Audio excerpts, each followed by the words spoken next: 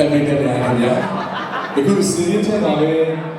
တင်ဝင်းကြီးတော့ပဲစစ်စစ်ဦးရနေပြီးတော့စီးရီးဖိုင်နယ်ကိုတင်ရောက်ရှိတဲ့တင်ဝင်းကြီးတော့ပဲစေတော့တန်းကိုစတင်ရွေးချယ်တော့မှာဖြစ်နေတယ်တော်တယ်စီးကိုတောင်းစီဒီကစေဘောကိုဒီဆောင်ရေးလိုက်ရင်ပန်ချာပါတယ်ခင်ဗျာ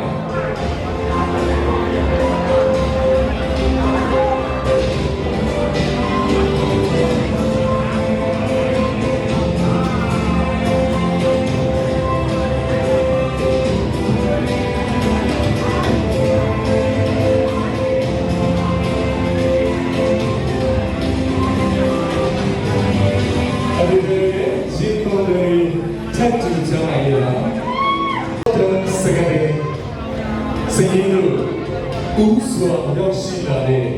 ပြန်ဝဲမီအလှပေကလည်း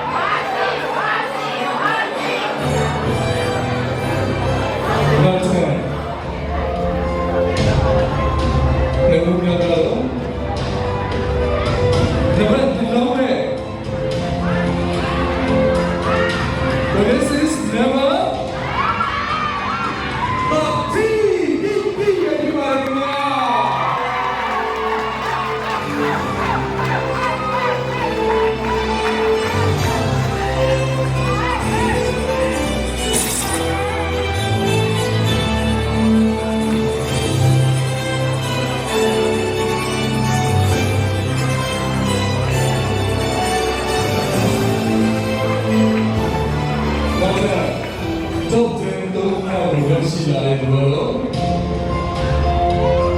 နမကေရောအရင်ကဘူစတဲ့နမကေရောအရင်ကဘူစတဲ့နမကေရော The Mrs. Dama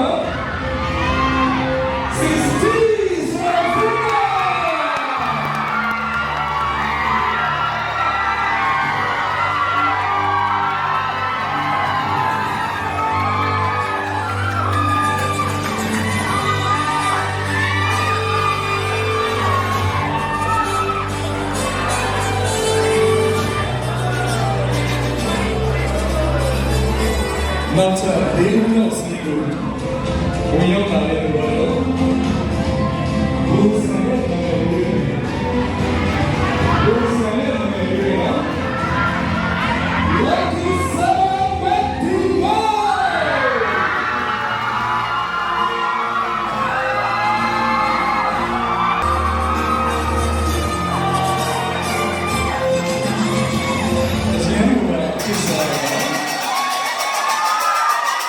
721ဝင်ရောက်လာတဲ့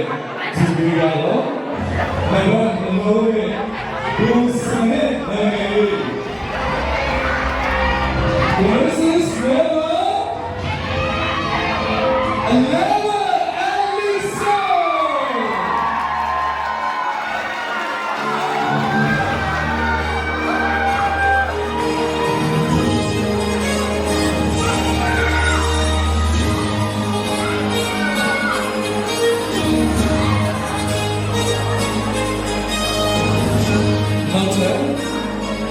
မြောက်စီးကိုဝင်ရောက်လာတဲ့ဘောလုံး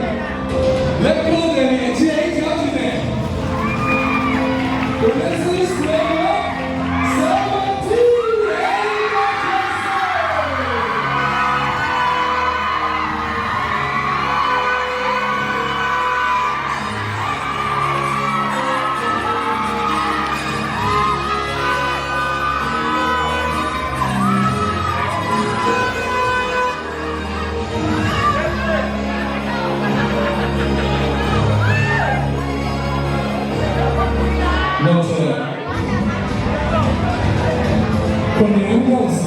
ရောက်ရှိလာတဲ့ဒီလို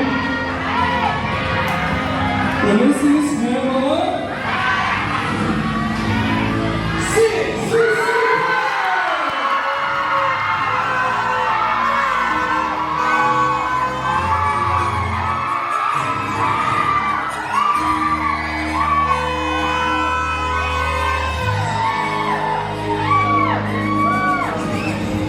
Technology program. Sabe que aí é technology program.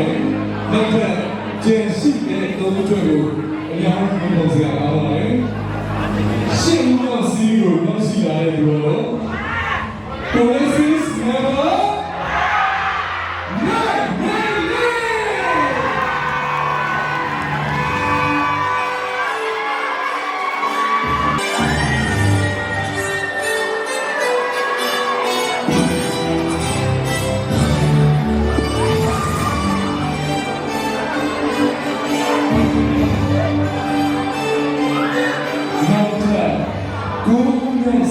Don't see that anywhere. This is number 8.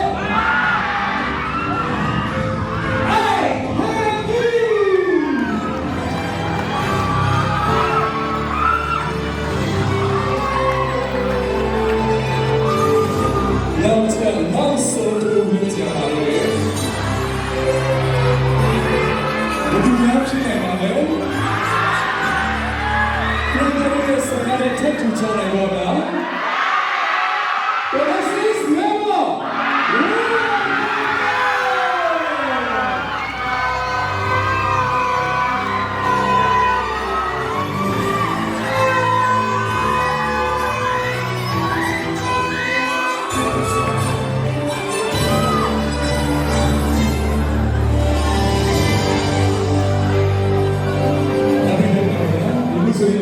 They were not today. They were with such a way here. Second, say you.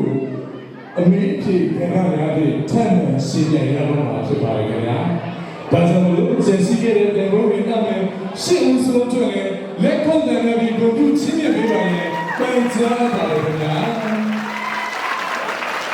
They were sitting to my damn trouble. They might be now. 怎么样看了没有？钞票还行。ခွဲခြားဆက်ဆံနေတဲ့လူပတ်ဝန်းကျင်ကိုတင်းနေတဲ့ဘာများပြောချင်ပါလဲစိတ်အေးထားပြီးပြီနော်အမီလေး ဟုတ်ကဲ့ပါရှင်ခွဲခြားဆက်ဆံနေတဲ့ပန်းဝန်းကျင်ကိုကျမအနေနဲ့ပြောချင်တာကတော့ကျမတို့လည်း LGBT လူတစ်ယောက်အနေနဲ့လူတိုင်ဝဲမှာနေထိုင်ကြဖို့ဒန်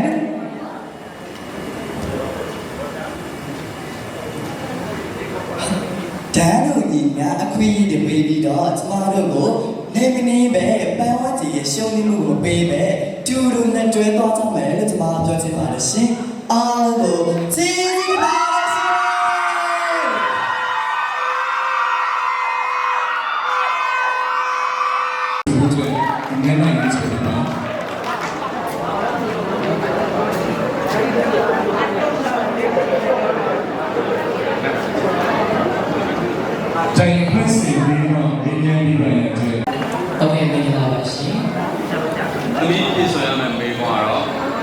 နေတဲ့လူငယ်တွေရဲ့အခန်းကဏ္ဍကဘယ်လောက်ထိအရေးကြီးပါလဲ။ကျွန်တော်ကတော့ခါနံပါတ်7မက်တီကိုပဲဖြစ်ပါမယ်ရှင်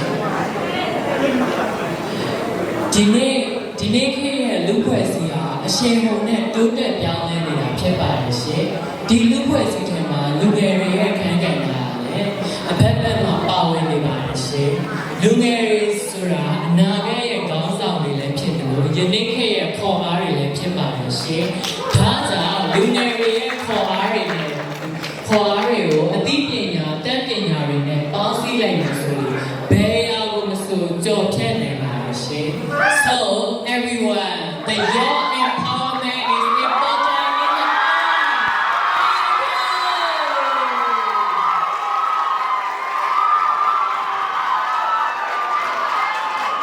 the Senator Emmanuel Hamid, Mrs. Mihai, and Pina Vena Yusuf.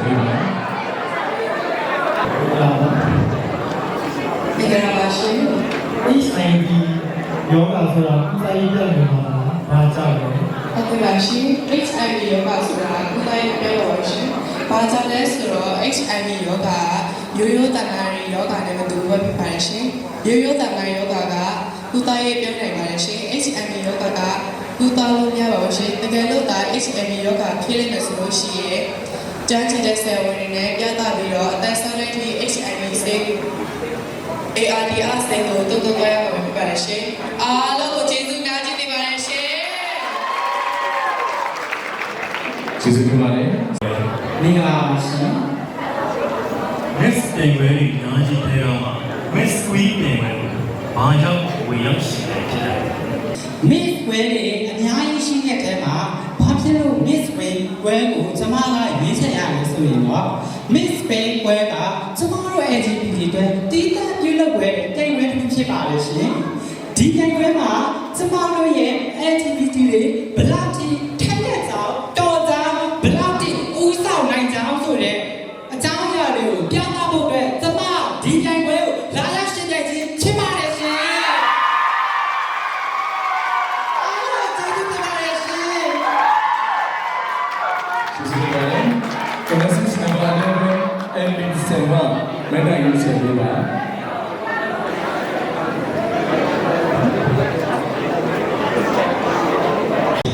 ပါရှင် လှပတဲ့လူတယောက်ဖြစ်ရတာတကယ်ပဲခက်ခဲပါလား ဟုတ်ကဲ့ပါရှင်ပါပါရဲ့ဒီကိစ္စကိုတကယ်တော့ခက်ခဲပါရှင်ဘာကြောင့်လဲဆိုတော့လူလဲကိုဆိုတာအပြေရိုးရရှိပါလေရှင်ပြင်ရိုးရဆိုတာတော့ခွဲစီတူတူရပါမယ်ဒီမှာတော့ရဲ့အတွင်းစီဟာတရှိတရားလှပပြည့်စုံနေမှာဒီမှာတော့ဟာလှပမှာဖြစ်ပါလေရှင်ဒီမှာကိုတည်းကလည်းအဲ့ဒီအချက်တွေနဲ့ပြီးစောကြိုးစားနေတာမလို့ဒီမှာတော့ကကြတော့လှပမှုဆိုတာခက်ခဲပါဘူးရှင်အားလုံးကိုကျေးဇူးတင်ပါတယ်ရှင် ကျေးဇူးတင်ပါတယ် Genesis number 13ပြည်ပြည်မှာမနေ့ကယူဆပေးပါ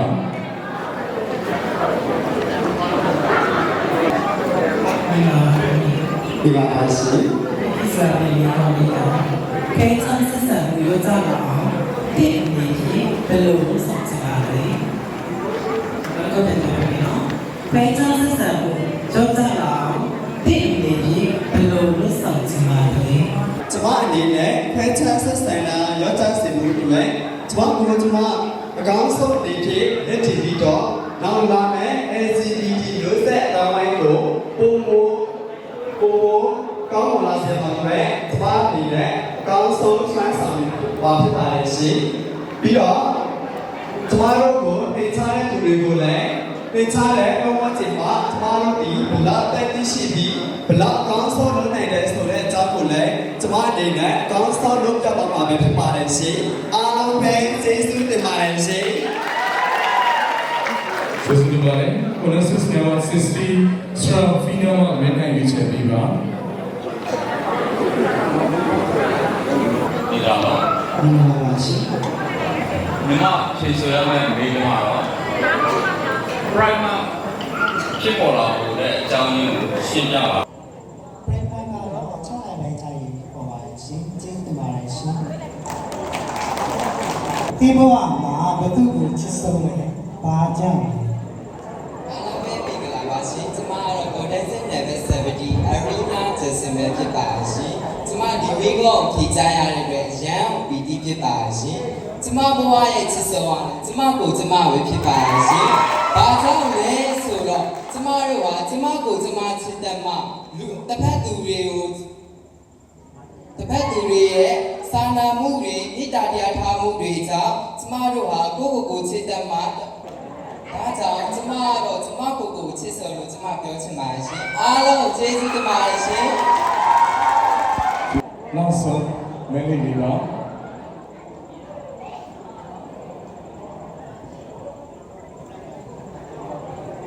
တိုင်ပတ်စင်တော့မှဝိညာဉ်ပြီးဖို့အတွက်ပန်ကြားပါတယ် မင်္ဂလာပါရှင်ဒီကောင်းလေးဒီဆိုင်တော့တော့ LGBT တွေရဲ့ထူးခြားထက်မြက်တဲ့စမ်းဆောင်ရည်တွေကဘာတွေလဲ LGBT တွေရဲ့ထူးခြားထက်မြက်တဲ့စမ်းဆောင်ရည်တွေကဘာတွေလဲ Okay,အားလုံးပဲမင်္ဂလာပါရှင်။ဒီကစားတော့ Goddess number 18 EP ပြည့်ညက်ပဲဖြစ်ပါလေရှင် LGBT ရဲ့ထွေးခြားစားဆောင်မှုဆိုတာ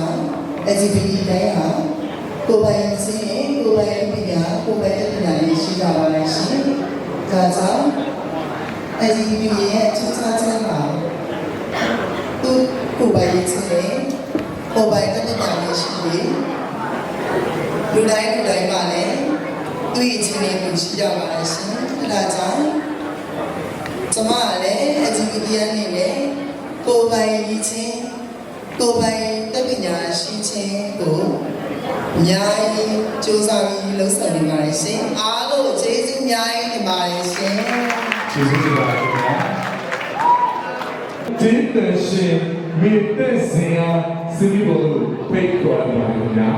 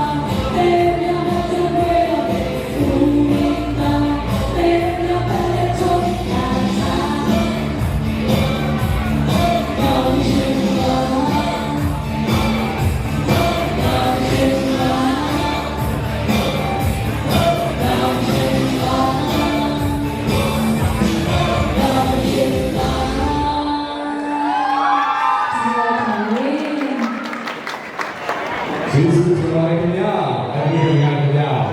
ဒီလိုသင်တဲ့စင်တဲ့စင်တဲ့တော့တန်တဲ့လိုစင်မှာအပိကဆိုင်ရှိမှာ YouTube ဆိုတဲ့ရှင်းတဲ့ပြည်ရဲ့အခြေတော့နောက်ထပ် second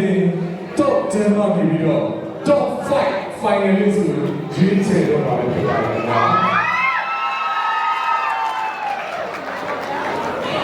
top 5 စီကိုရွေးချယ်ပေးနိုင်တဲ့အတွက်တောင်းရှိပြီးဒီနေ့မှာစီးတဲ့လို့ပို့ဆောင်ပေးပါရတဲ့အတွက်ပန်ကြားပါတယ်ခင်ဗျာ top 5 စီကိုပထမဦးဆုံးဝင်ရောက်လာတဲ့သူကတော့This is Nemo.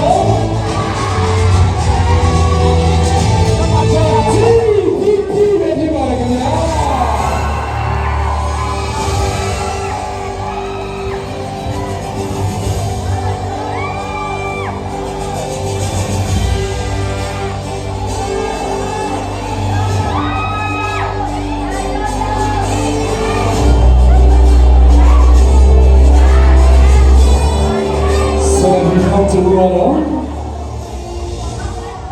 Genesis number 17.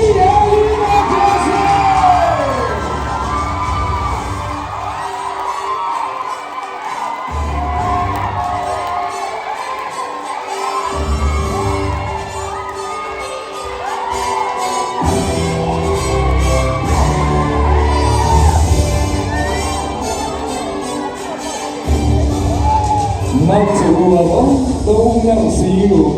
We don't know anyone. Let go of that change as a man. Genesis number 6.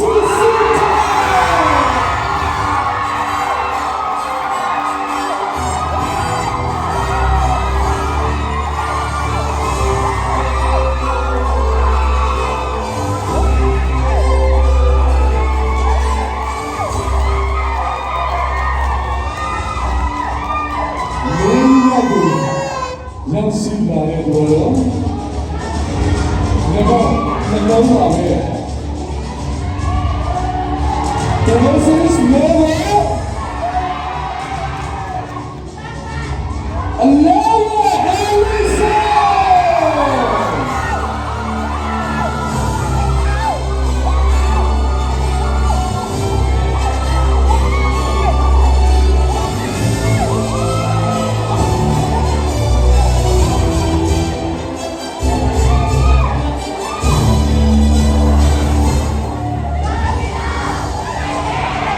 Top 5 finalists, now sold to women tomorrow. The big option I know now. Savannah Tapita I know now. The lessons never.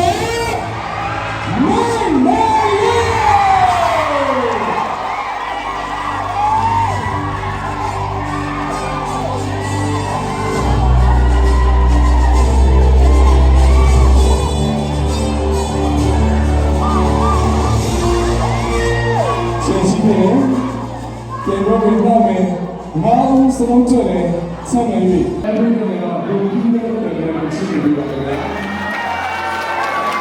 See you tonight,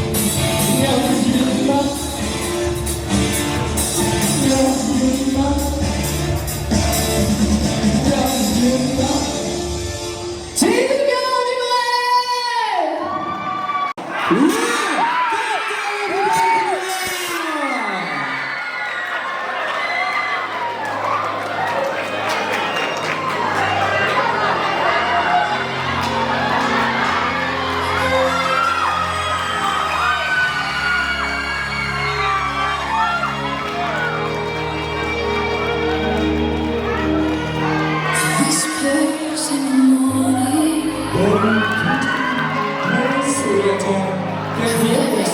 ဆောင်းချီချီရဲ့တော့စင်တို့ဝင်ရောက်လာခဲ့ခြင်းပဲဖြစ်ပါတယ်ခင်ဗျာ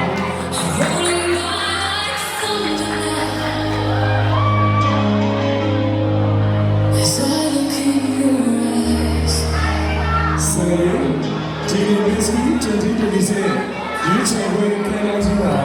ကိုဒီဆိုင်ဝေကြတော့သူများတို့ကွန်ပျူတာတော်များပြည့်ချင်းပါဖြစ်တဲ့ကွန်ပျူတာတော်ပြည့်ချင်းပြီးတဲ့ပိုင်းတွေ Miss Green 2026 organization က Makeup Artist နေနေအောင်စီမီဘုံကိုဖိတ်ခေါ်ပါရခင်ဗျာ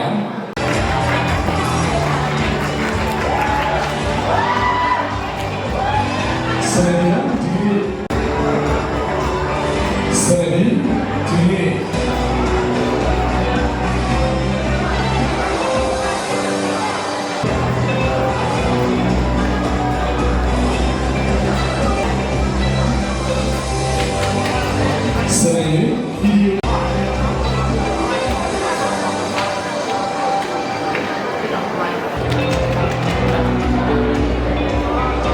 နေ့မိကလာတဲ့စတားချင်းနဲ့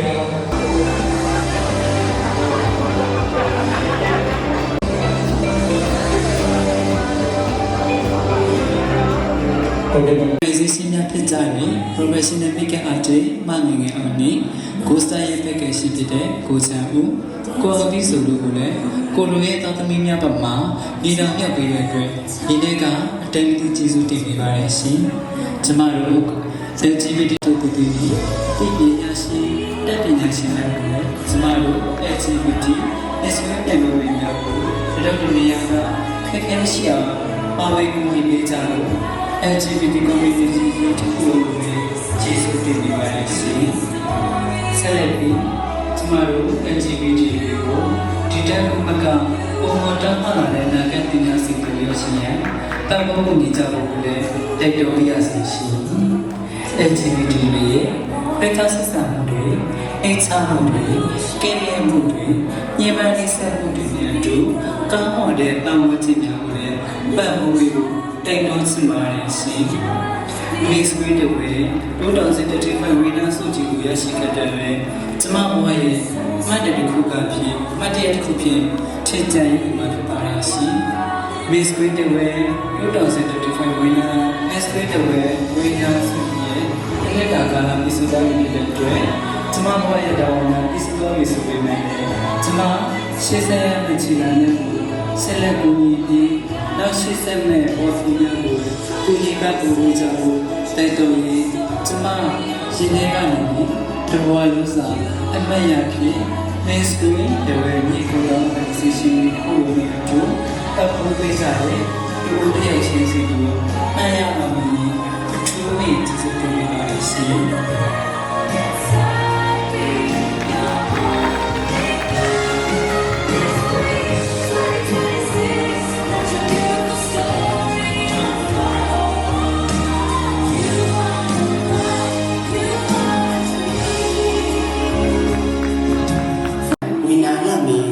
message ကြောင့်ဖြစ်ပါရှင်။ Miss Green ရဲ့ brand ကိုလူစီပြီးတော့စပပေးနေကျမတို့ရဲ့ organization မှာဖြစ်ကြတယ် Professional Makeup Artist မငငယ်အောင် Ghost Style package ကိုတချာဦးနဲ့ကိုအောင်ပြီးဆုံးတို့ကို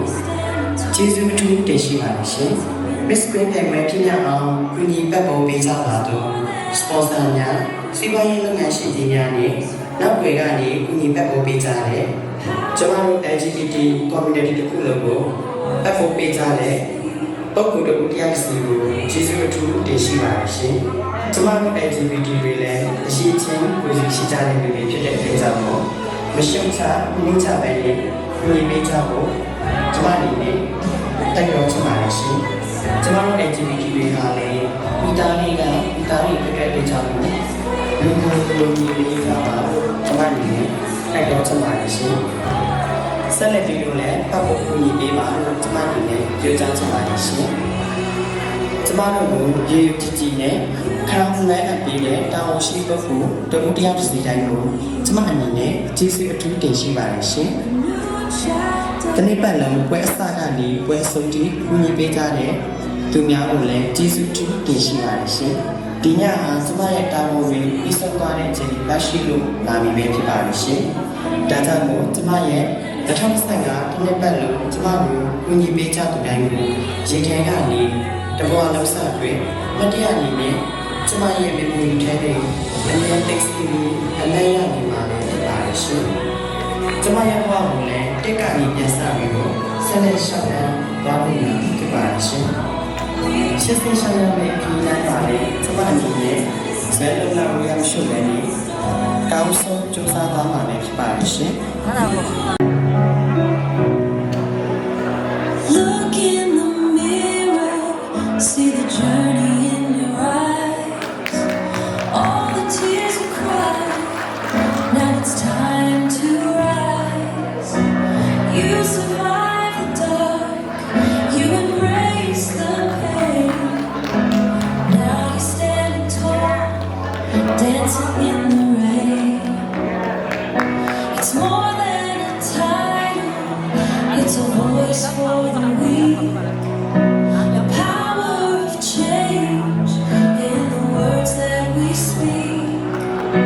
Believe in your magic, you've come too far. You are free, wear your crown with pride. Let the young inside be your only guide. Miss Queen 2026, let your beautiful story unfold. You are the light, you are the dream. Unity and diversity, together we are one. A new chapter has just begun.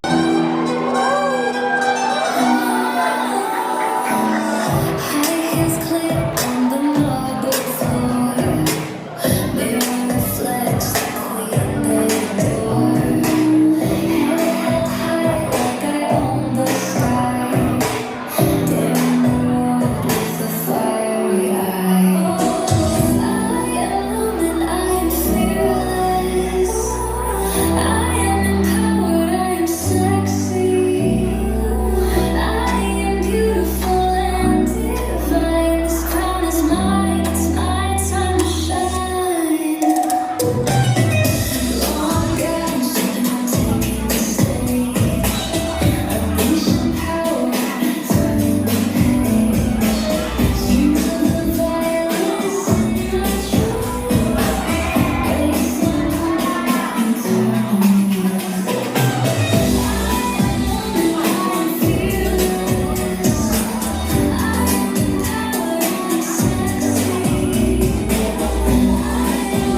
Renaissance Memorial City, CC10.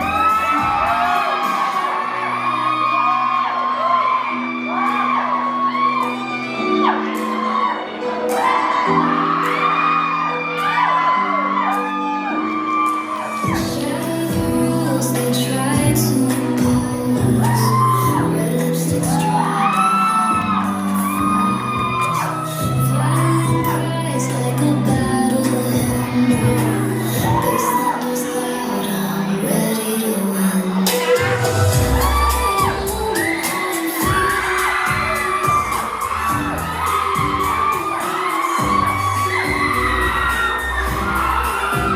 Renaissance Memorial Medellin.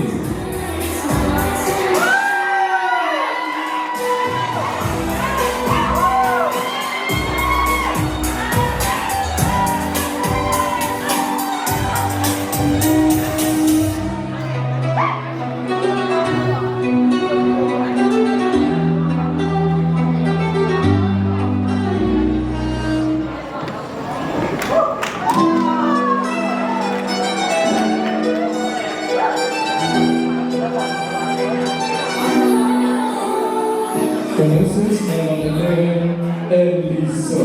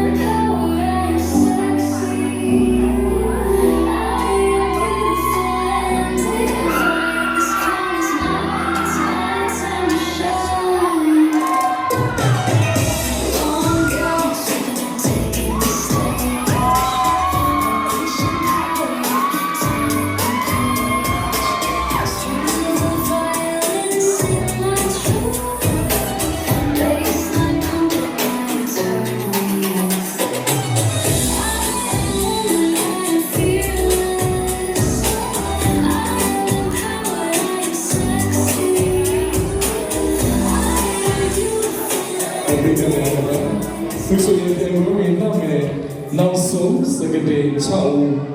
စင်မီထဲမှာတုံးချင်းရှင်ပြိုင်ခဲ့ပြီးဖြစ်ပါတယ်အမေအဖြစ်များနဲ့နောက်ဆုံးစိတ်ကိုရှင်ပြိုင်ဖို့အတွက်ရွှေကျူကြီးငယ်လေးများမှကိုကြီးဆောင်ရွက်ပေးပါရတဲ့အတွက်ပန်ကြားပါတယ်ခင်ဗျာဒီမှာငယ်ဖြစ်ဆိုကြတဲ့မိကောင်းတို့ကောင်းဆောင်ကောင်းတရားဖြစ်ဖို့ဘယ်အချက်တွေလိုအပ်ပါသလဲဘာကြောင့်ပါလဲနောက်တစ်ခေါက်ထပ်ပေးပါမယ်ကောင်းဆောင်ကောင်းတရားဖြစ်ဖို့ဘယ်အချက်တွေလိုအပ်ပါသလဲဘာကြောင့်ပါလဲ ဟုတ်ကဲ့ပါရှင်ကျမက Forestic နာကဝန်တက်တဲ့လေးဖြစ်ပါလိမ့်ရှင်ဒီမိကုန်းဟာကျမအတွက်လည်းအင်မတန်ကိုပဲအရေးကြီးပါလိမ့်ရှင်ကျမကခေါင်းဆောင်ကောင်းတရားဖြစ်ဖို့အတွက်နောင်ကလေးကနေပြီးတော့ပဲအများကြီးကြိုးစားခဲ့ရပါလိမ့်ရှင်ခေါင်းဆောင်ကောင်းတရားဖြစ်ဖို့ဆိုတာအင်မတန်ကိုပဲအလွန်အရေးကြီးတဲ့အရေးကြီးတဲ့အချက်တွေအများကြီးလိုအပ်ပါလိမ့်ရှင်အားကြောင့်လဲဆိုတော့ခေါင်းဆောင်တော်ဖြစ်နိုင်ဖို့ကသူ့စီမှာသူ့ဆောင်နိုင်တဲ့ဆွဲဆောင်မှုတွေအများကြီးရှိဖို့လည်းလိုအပ်ပါလိမ့်ရှင်ပြီးရင် leadership skill တွေအများကြီးရှိဖို့လည်းလိုပါလိမ့်ရှင် positive energy တွေပေးစွမ်းနိုင်တယ်ဆိုတော့လည်းလိုအပ်ပါလိမ့်ရှင်အားလုံးကိုကျေးဇူးတင်ပါတယ်ရှင် ဟုတ်ကဲ့ကျေးဇူးတင်ပါတယ်ခင်ဗျာ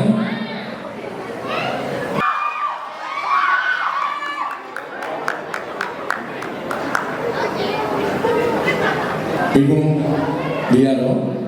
တိတ်ကိုတင်အလားပါဆိုလို့ခံယူထားတဲ့အချိန်ကဘယ်အချိန်လဲဘာကြောင့်လဲထပ်နေနော်တိတ်ကိုတင်အလားပါဆိုလို့ခံယူထားတဲ့အချိန်ကဘယ်အချိန်လဲဘာကြောင့်လဲ အားလုံးပဲမြင်ပါရှင်ကျမကတော့ good dancer level 6ဆူဆူချာလို့ခေါ်ပါရှင်ဟုတ်ကဲ့ပါရှင်ကျမကလာပါဆိုလို့ပြောလိုက်တာနဲ့ကျမကနည်းနည်းပေးလို့ပြောရပါရှင်ဘာလို့လဲဆိုတော့ကျမရဲ့အပြောဟာလူတွေရဲ့အသက်ကိုကျမပြောလိုက်တာနဲ့ကျမအလားတူလို့ကျမယုံကြည်ပါရှင်ဒါကြောင့်မို့ကျမရဲ့လာလူတွေရဲ့ဆွဲဆောင်နိုင်မှုကိုကျမဖန်ဆင်းနိုင်ရဖြစ်ပါရှင်အားလုံးကိုကျေးဇူးပါရှင်ကျေးဇူးပါတယ်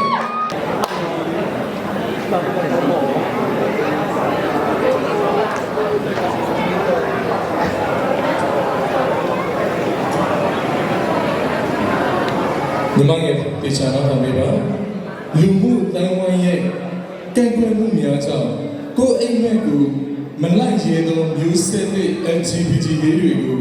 သိနေဖြစ်ဘယ်လိုအကြံပေးချင်ပါလဲဘာကြောင့်ပါလဲ အမြဲကြိုးစားပါလို့ပြောချင်ပါတယ်ရှင်နောက်ပြီးတော့ကိုကျမတို့တွေက LGBT တွေဖြစ်တဲ့အတွက်ကြောင့်မလို့ပတ်ဝန်းကျင်တွေကကျမတို့အမြဲမစိုးဖိချာနဲ့ဆက်ဆံကြပါလို့ရှင်ဒါတွေကိုကျမတို့ LGBT နေရတယ်မိမိကိုယ်ကိုဂုဏ်သိက္ခာရှိစွာနေထိုင်ခြင်းကျမတို့ရဲ့အဖွဲ့အစည်းနဲ့အတူဂုဏ်သိက္ခာရှိစွာနေထိုင်ခြင်းပတ်ဝန်းကျင်ကကျမတို့ကိုအရှက်တကွယ်အကျိုးနဲ့မဖြစ်လာလေအောင်ကျမတို့အနေနဲ့စိတ်ကြည်ပြီးတော့နေထိုင်ကြပါလို့ကျမအနေနဲ့ပြောချင်ပါတယ်ရှင်အားလုံးကိုကျေးဇူးတင်ပါတယ်ရှင် ကျေးဇူးတင်ပါတယ်ခင်ဗျာ Process number 11 episode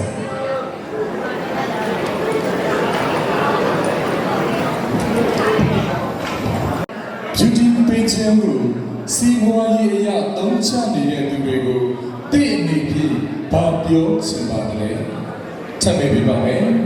Beauty pageant ကိုစီးပွားရေးအရာသုံးချနေတဲ့သူတွေကိုသိအနေဖြင့်ဘာပြောချင်ပါလဲ Hello, everybody listen to me. My name is Arisol. Beauty ဘာမှလောကကိုစီးပွားရေးနဲ့ရှာဖွေတဲ့လူတွေကိုကျွန်မအနေနဲ့ပြောချင်တာကြတော့လောကရဲ့တကွာမှာစီးပွားရေးရှာဖွေတဲ့နေရာတစ်ခုခုတော့မို့ကြောင့်ကျွန်မအနေနဲ့ပြောချင်ပါတယ်ရှင်။ဘာကြောင့်လဲဆိုတော့အလောင်းမှန်တဲ့ဘက်ဟာနိုင်ငံကိုစောပတ်တမန်ဖြစ်တယ်လို့ကျွန်မတို့ရဲ့အိမ်မှာကျွန်မတို့ရဲ့ကြိုးစားမှုကျွန်မတို့ရဲ့စွမ်းရည်တွေကိုစွမ်းရည်တွေနဲ့ရှင်းပြရတဲ့ပတ်တမန်ဖြစ်လို့ဖြစ်ပါလေရှင်။ဒါကြောင့်လို့အလောင်းမှန်လောကကိုစီးပွားရေးနဲ့ရှေ့ရောချတော့ချဖို့ဒီနဲ့ကျွန်မအနေနဲ့ပြောချင်ပါတယ်ရှင်။ကျေးဇူးတင်ပါတယ်ရှင်။ ကျေးဇူးတင်ပါတယ်ခင်ဗျာတ Genesis number 30.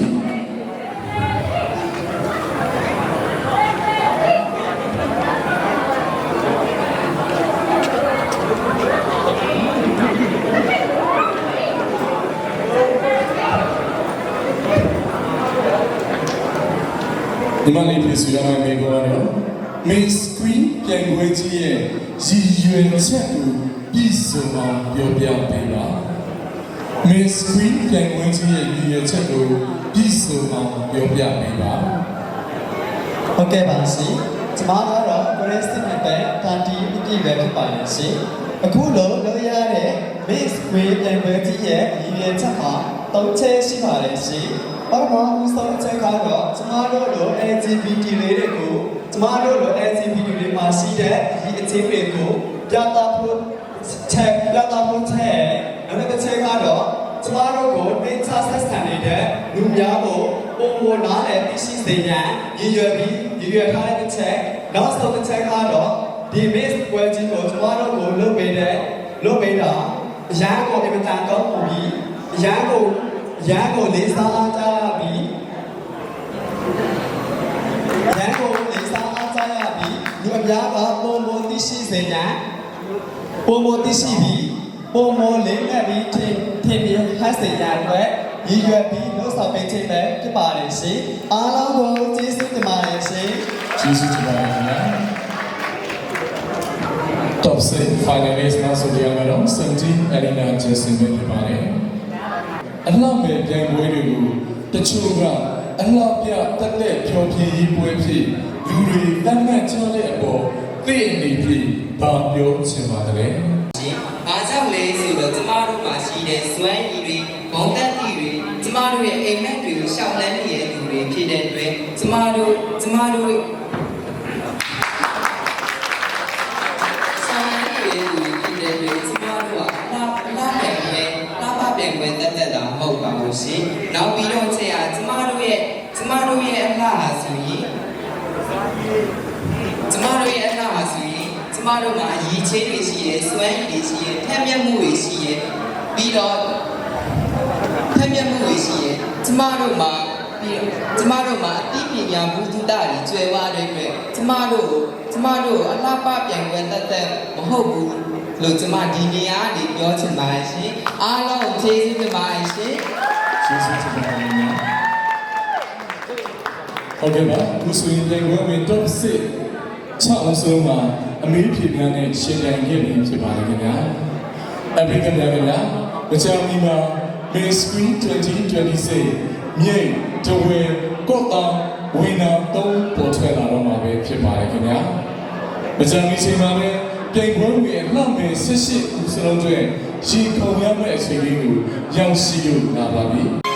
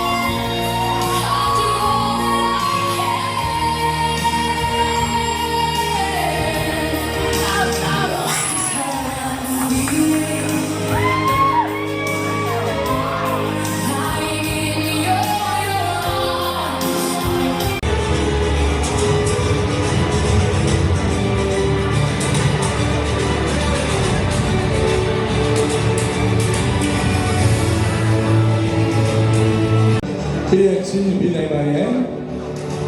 Miss Gusta 2025 Miss Zinzin Gua Signature တို့ဖိတ်ခေါ်ပါတယ်ခင်ဗျာ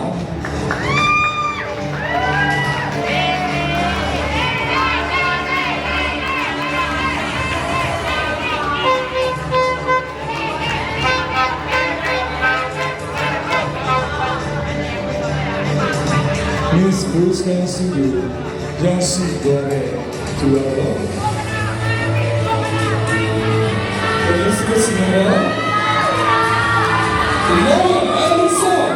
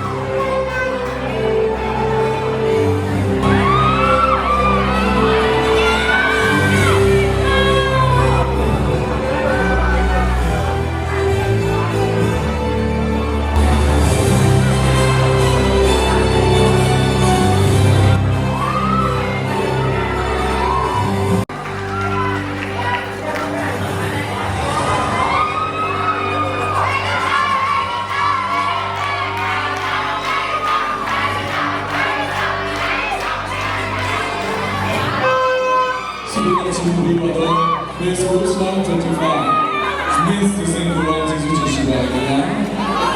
Celebrity Miss Queen Popular Award ကိုချီးမြှင့်ပေးနိုင်ပါရဲ့ Medical Professionality ရှင်ငယ်ဆိုပြီးတော့ပြောပါပါတယ်ခင်ဗျာ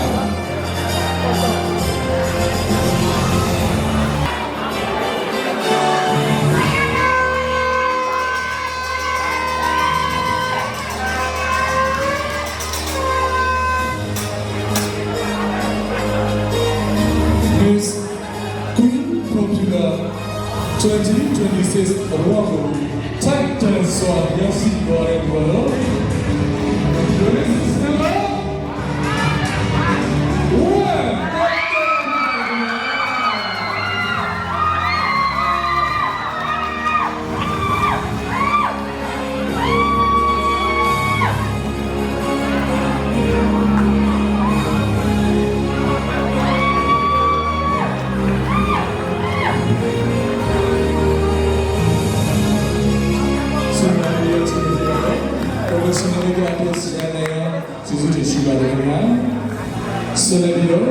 Miss Queen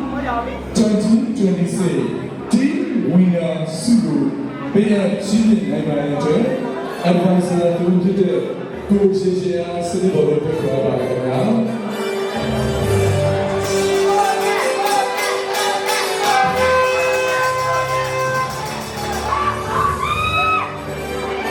Miss Queen 2026 Team Winner Sugo Choreographer member,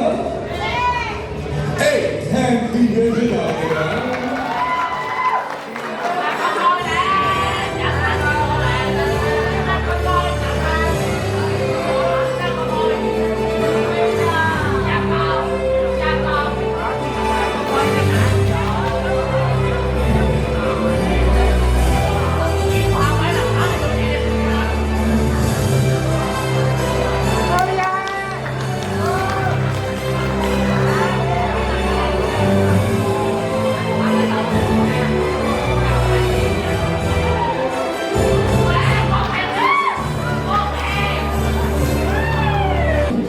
Miss Photogenic Award ကို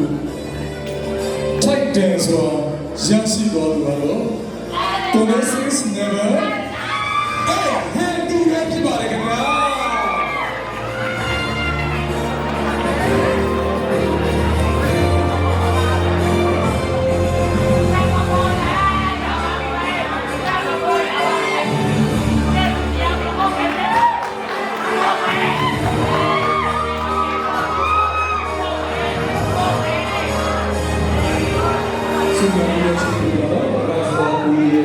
Celebrity Sergio, General Official Favorite Winner, Miss Duty, Vote System, a man, Yaso,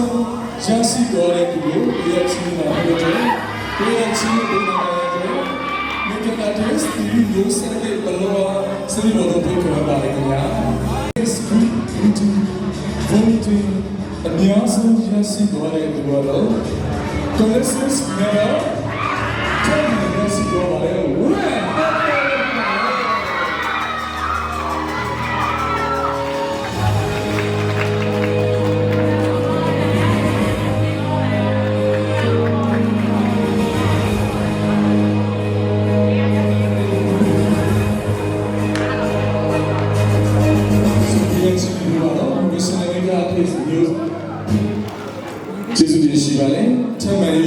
The best of Kevin Super reaction in my enjoy the crowd.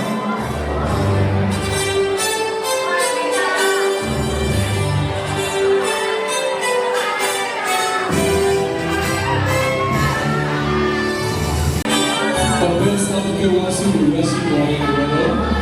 to this is number 18. Yeah, everybody.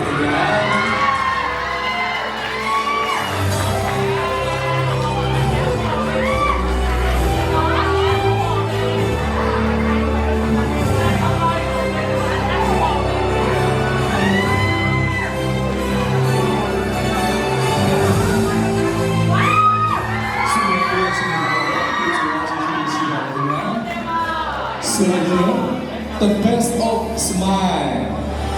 We are seeing in the Maya. Oh, we are in the Maya. She said, "I want to marry. Make an artist on the Africa."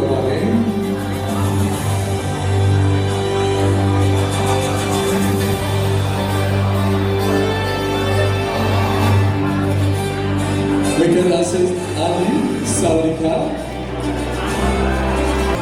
The best of smile Sulu. Jasi Gore Kuralo. This is now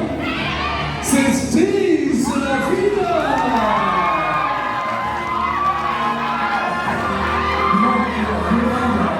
Everybody, I will touch you right now.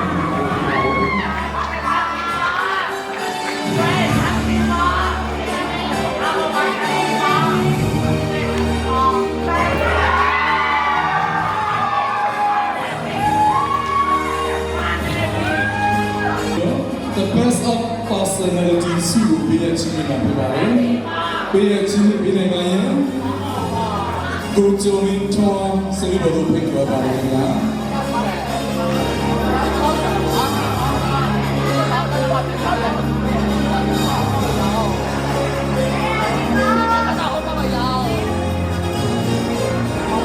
This is number 14, Messi Day.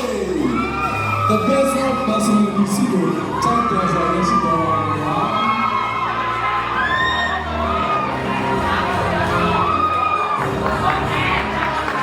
Hey, Kalatuya, GP Song, Jockey, Nita, Shisha, the best of personality Sulu, Messi Day.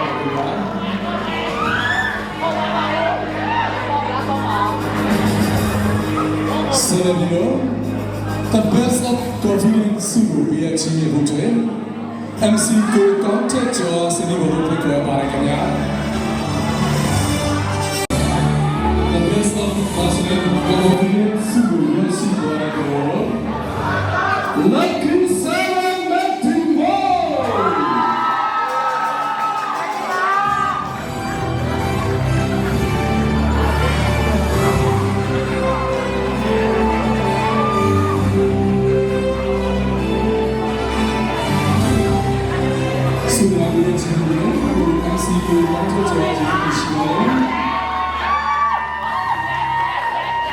Sergio, the best of performance Sulu BHG Mapibare, the best of performance Sulu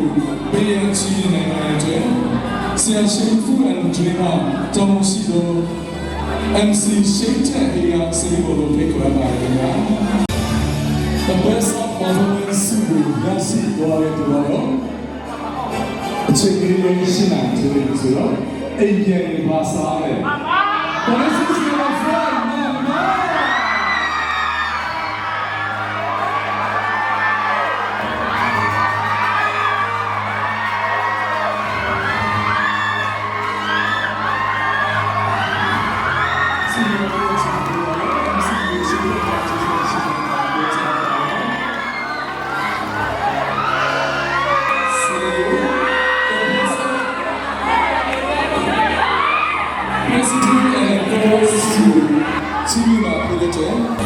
Make it artist ညညအောင်ဖိတ်ခေါ်ပါတယ်ခင်ဗျာ The best of Brazil and Collins to Nashi Guadalajara. Congratulations number 3 number.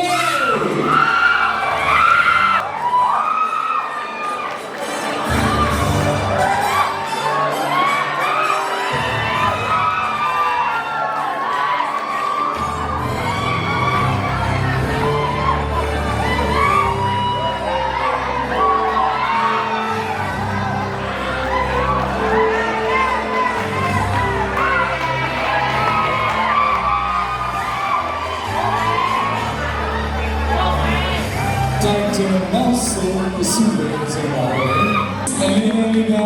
2026 award ကို Tight Dance မှာရရှိသွားတဲ့သူကတော့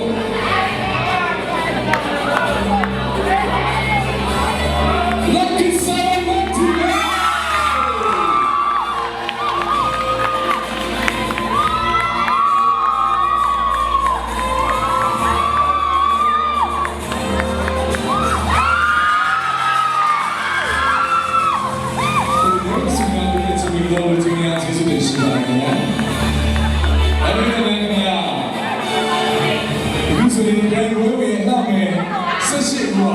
တိုင်တင်စုများပေးတဲ့ချင်းတွေပြီးတဲ့အချိန်မှာ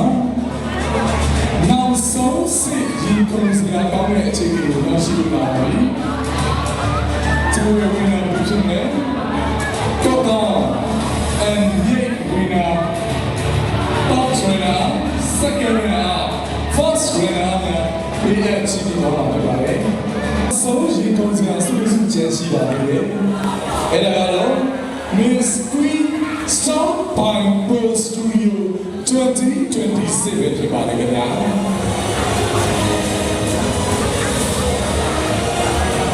ဘေးအချင်းတွေနေမှာရဲ့တဲ့ Pearl Photo Studio မှာတောင်ရှိလူကြီးများစီးပေါ်တော့ဖိတ်ခေါ်ပါတယ်ခင်ဗျာ။ Miss Queen Stone Pine Pearl Studio 2026 Studio Tight Dance မှာရရှိသွားတဲ့ပြန်ဝင်နေအပ်မယ်တော့Congratulations number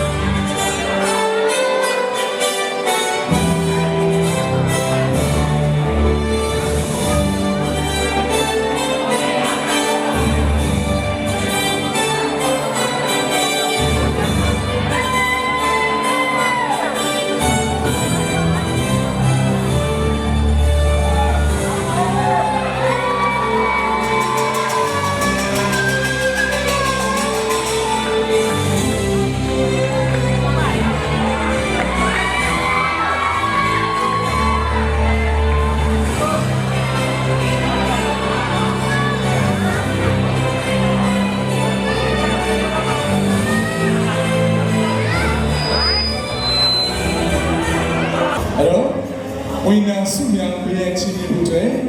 စုစည်းများစနစ်ချက်တို့ယူဆောင်လာပြီးတို့တဲ့ပန်ချာပါတယ်ခင်ဗျာ။တော့ဝန်ထမ်းစုကိုပေးရခြင်းပေးလို့တဲ့စနစ်ချက်တို့ make it artist and they are pick upပါတယ်ခင်ဗျာ။တော့ဝန်ထမ်းစုကိုရရှိသွားတဲ့သူတော် Congratulations number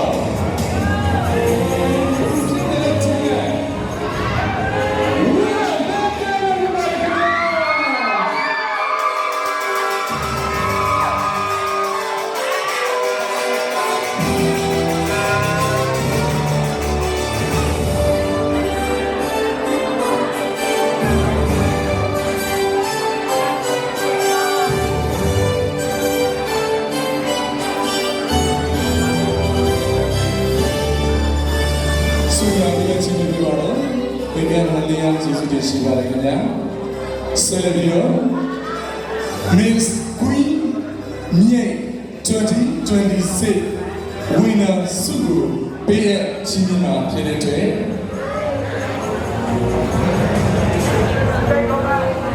Miss ငယ်ငယ်အောင်ဆုကိုဖိတ်ခေါ်ပါတယ်ခင်ဗျာwinner ဆုကိုရရှိသွားတဲ့သူကတော့ Connaissance never see it.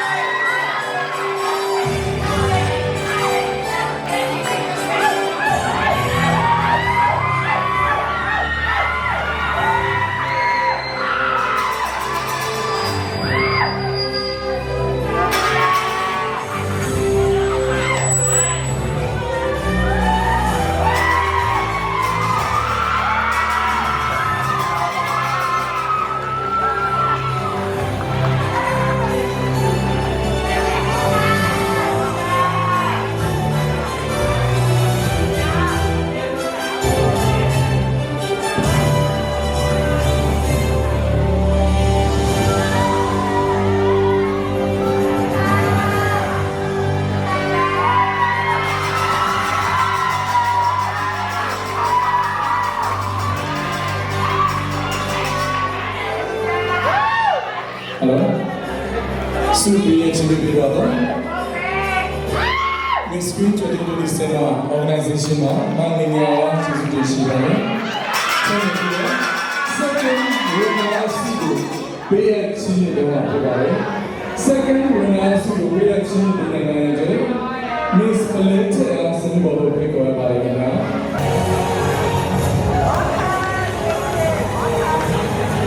Second winner Sidu Yashi Dore Duaro. Agencies Yadamare. Connaissance never. Nine we leave everybody.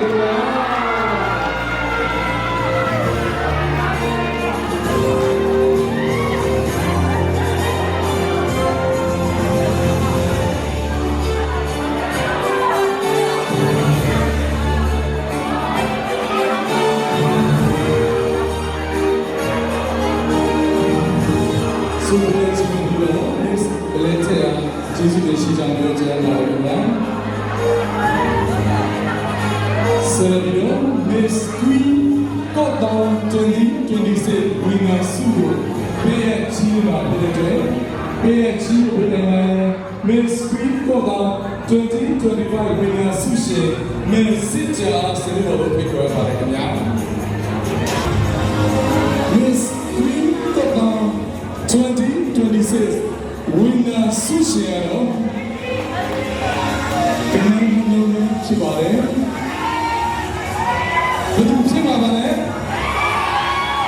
Promises never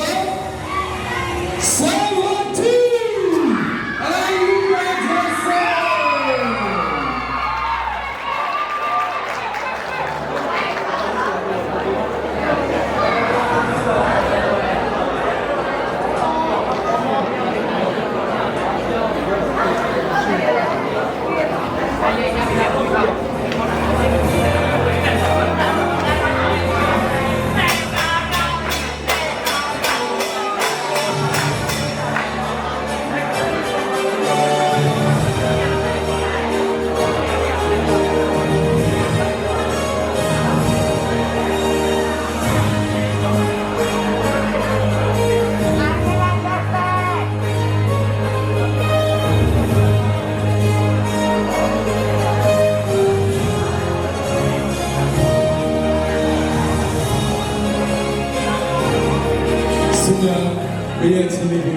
Miss Queen got out 2025 Miss Sitja Jesus Sitja Moja Marina. That's when I'm so Connaissance never 30 Princess number 11 နေရှိလို့ရတယ်ပြီးတော့အဖြူရောင်လေးပဲတော့တယောက်စလုံးကရင်ခုန်စရာအချိန်ကြီးတစ်ချက်ကောင်းပါပဲ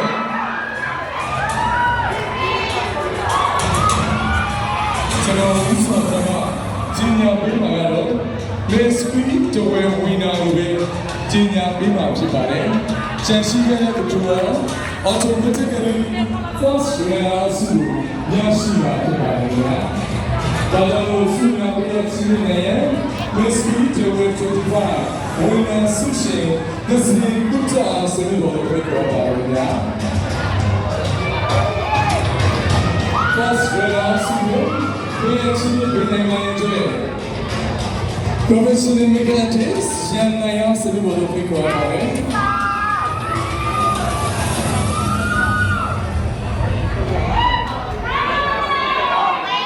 Okay. Let's keep going. 2026. Winner is Princess number 11. Martina. 11.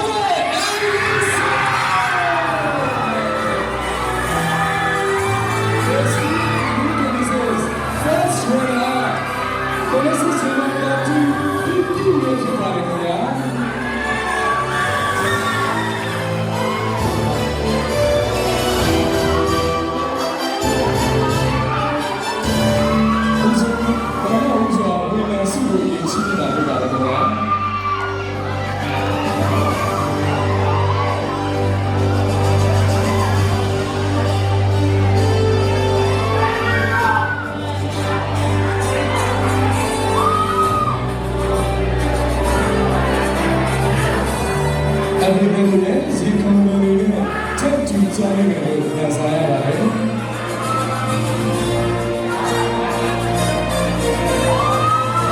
Miss Queen 2026. Yeah, go down to where we look at where content to where now. Jim, because I'm with the last ego, 10 men, Jimmy, we go about it now.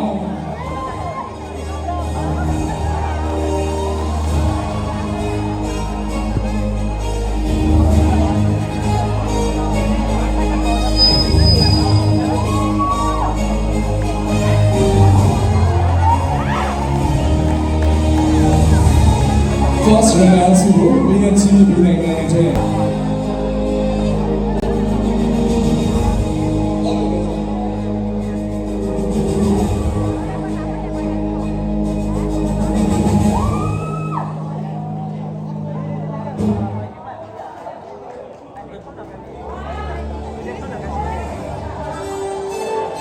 First round to we can see the professional makeup artist. ရန်နိုင်ရကျေးဇူးတင်ရှိကြောင်းပြောကြားပါတယ်။ Miss Queen 2026 ဂျဝဲမြေကော့တောင်ဝီနာတောင်းရဲ့ first ကဲဝါကိုကြည့်ရှုအားပေးကြရအောင်ပါခင်ဗျာ။